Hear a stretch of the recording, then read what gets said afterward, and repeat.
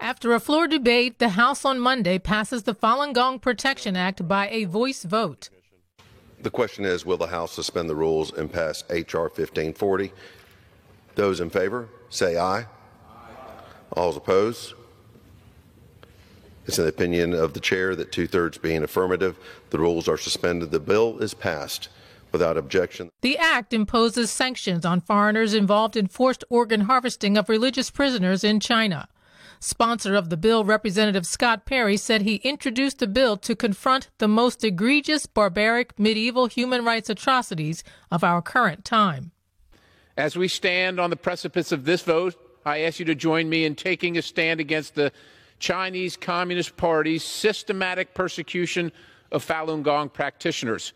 Since the early 1990s, the Falun Gong, a spiritual practice rooted in the principles of truth, compassion, and tolerance, has been targeted by the Chinese Communist Party.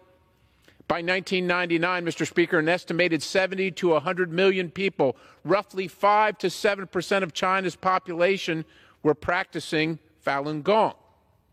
This popularity triggered a brutal response from the CCP, unleashing a campaign of illegal detentions, forced labor, torture, and most horrifically, forced organ harvesting, a practice that amounts to mass murder. On July 20th, 1999, the CCP detained hundreds of thousands of Falun Gong practitioners and banned their practice outright. Since then, the persecution has only intensified. Florida Representative Brian Mast said the House has been raising alarms about organ harvesting for decades. He explained the Chinese Communist Party's methods. These detainees, often imprisoned for their beliefs, are subjected to medical procedures that other prisoners are not. Blood draws, organ examinations, ultrasound scans. These are not for their health. These are the results, are then entered into a database, turning them into a human inventory for a state-run organ harvesting system. This is barbaric. These crimes, they are abuses by the Chinese Communist Party, and I think we can all agree that they have to come to an end. In an interview with the Epoch Times after the vote, Perry explained why the vote was important.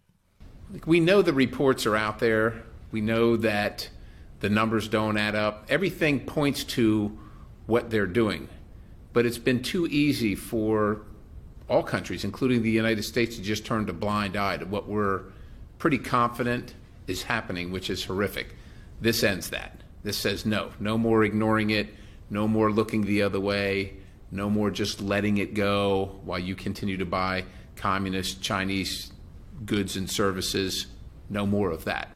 The House vote is just the first step in the act's journey to becoming a law. It next goes to the Senate for a vote and then to the president's desk. Perry had a message for the Senate. For any senator that says no, we want to know why you approve of forced organ harvesting. Like we want to know that answer. What's the reason for being against it? Is there some good reason? If you're worried about China, the relations of America with the Communist Party of China, are you then telling everybody in the world you're okay with them killing people and taking their organs out just because they can? We really need to know.